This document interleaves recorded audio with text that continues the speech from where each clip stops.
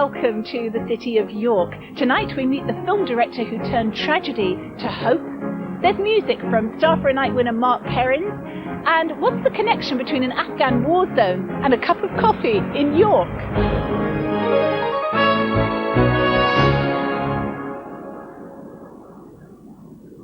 There's been Christian worship on this site for something like 1400 years, but it was later, over a 250-year period, that piece by piece this magnificent building emerged to become York Minster as we know it today.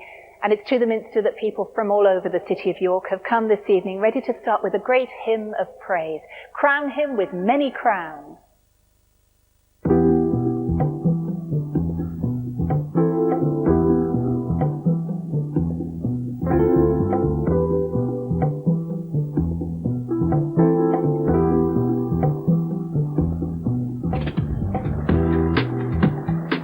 An amazing 4 million visitors from all over the world make their way to York every year, many of them drawn by a fascination for history.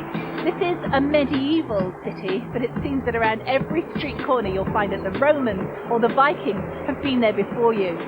And impossible to miss, dominating the skyline, is the Minster itself. This is in fact the largest Gothic cathedral in Northern Europe, and the vastness of this huge spiritual space is quite breathtaking.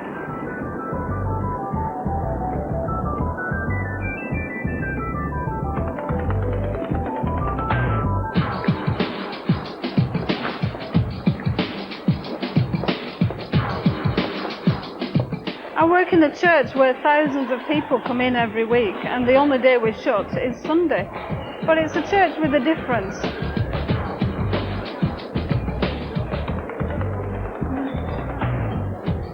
We don't accost people at the table and say, "Hey up, are you saved?" and we want to tell you about Jesus, or else we won't have anybody in this centre. But we just want to be there for people. The great thing about the gospel stories is that Jesus listened to people just where they were at, and he got to know people, and that's what we want to do. And in that way it is a bridge into the church to take away some of the fears really that people have about going into churches today. Dotted around the centre there are prayer requests, and we invite people to leave prayer requests for all sorts of issues that are going on in their lives. And in the mornings, a very important thing for us every day is that we pray for people. We pray for all the people in Afghanistan. Only this morning we were focusing on the world, and we were praying for people who we know in different countries of the world. Pray for the homeless in Europe. Afghanistan is very special to me. It's got a very special place in my heart. I worked there for 5 years, from 1985 to 1990, and it was during the time of the Russian occupation. And again, it was a very difficult time for the Afghan people, but it was a great privilege to actually live and work in that country. Many of the Afghan people would just sit outside waiting to be treated at the hospital where I worked. And one particular day I saw a man holding a 5-year-old child, and this child, who lived in the countryside in Afghanistan, had seen what he thought was a beautiful butterfly on a wall. And as he went to pick it up, because it was a beautiful shiny object, this anti-personnel mine just blew his arm off and damaged his eye. And that was a great turning point for me, because I just realised just what we can do to each other and how we really need to strive to bring peace and reconciliation into people's lives. This is a prayer for the firemen's families in New York. And so, Lord, I want to pray for our world today, that you will touch it and you will bless all of the peacemakers in the various situations throughout the world where there isn't peace. I was absolutely horrified by what happened on September the 11th. And I mean, we pray regularly for the people in America, and we've been praying specifically for the people who are still working in New York and those who are grieving in New York. But yeah, my heart is also with the people of Afghanistan who are also suffering because of this.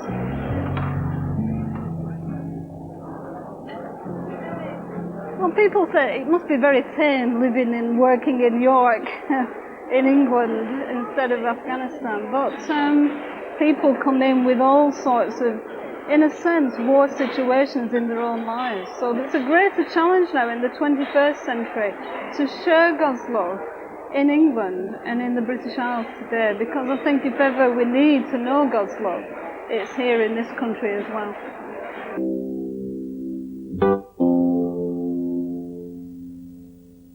The higher you build your barriers, the taller I become.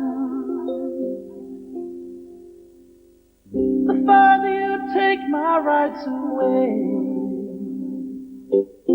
the faster I will run. You can deny me, you can decide to turn your face away. No matter, 'cause there's something inside so strong. I know that I can make it, though you're doing me wrong, so wrong. You thought that my pride was gone. Oh no, there's something inside so strong. Something inside so strong.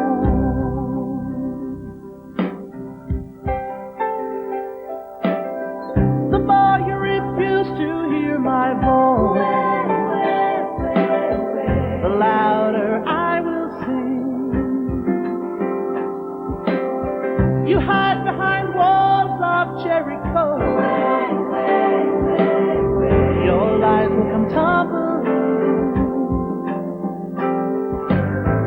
Deny my place in time.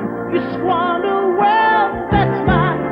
My light will shine so brightly, it will blind you, because there's something inside so strong.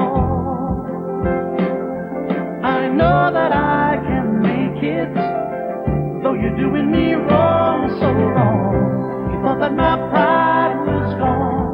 Oh no, there's something inside so strong. Yeah, oh, something inside so strong. Brothers and sisters, when the insist we're just not good enough, good enough, good enough. Well, we know better, just look them in the eye and say,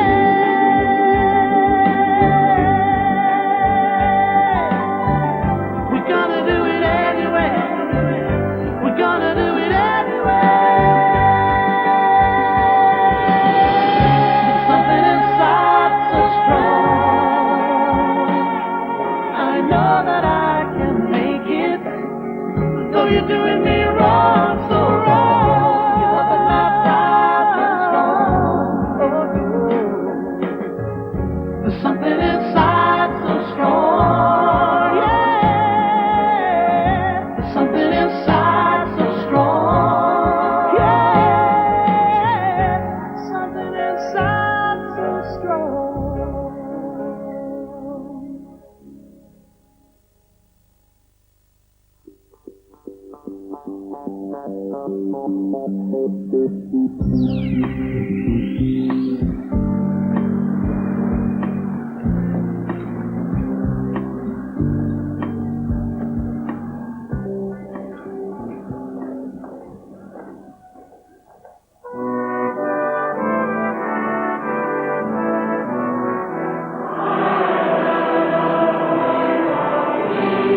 York may be steeped in history, but it faces the same challenges as any modern-day community. And we've met people here who find their answers in the same Christian faith that has provided strength to generations for centuries in this cathedral city.